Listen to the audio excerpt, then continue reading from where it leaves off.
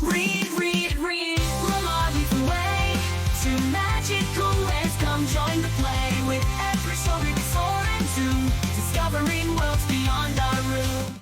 Hi, I'm Robert Erickson, part of the LCHS wrestling and track teams. Today, I'll be reading Splat Says Thank You by Rob Scotton.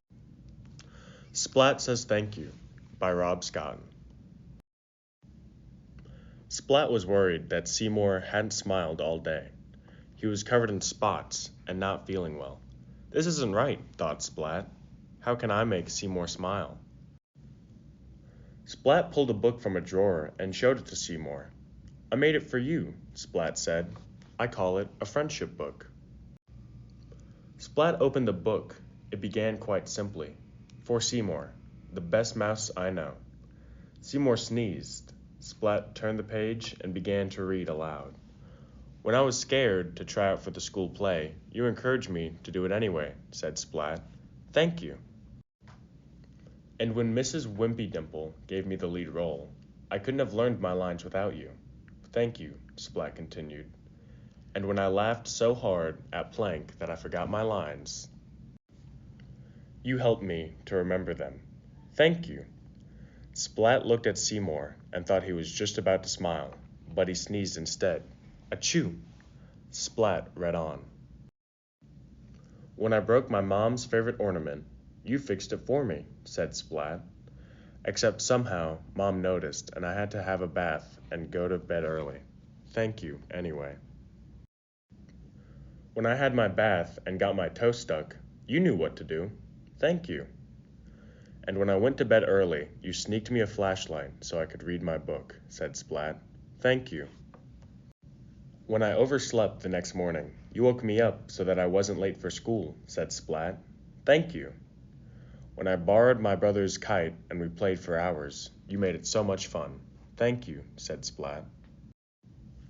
Then, when I climbed a tree to rescue my brother's kite and got stuck, you rescued me, said Splat. Thank you. Splat looked at Seymour and thought he had to smile this time, but he hiccuped instead. Splat read on. Hic.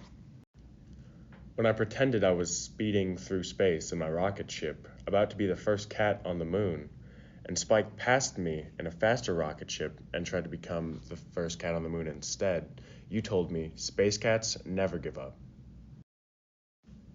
So I didn't, continued Splat. Thank you.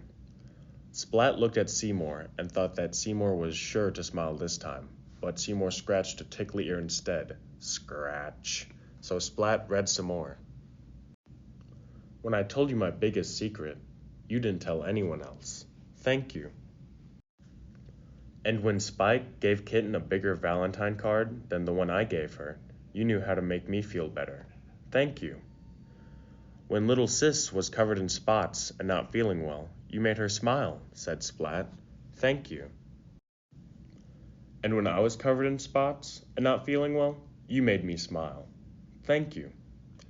You are my smallest friend and my biggest, he added. And I just want to say, thank you. Wow, that was a great story. I hope you enjoyed it. And remember, read Lamar. Read, read, read, Lamar leads the way to magical lands. Come join the play with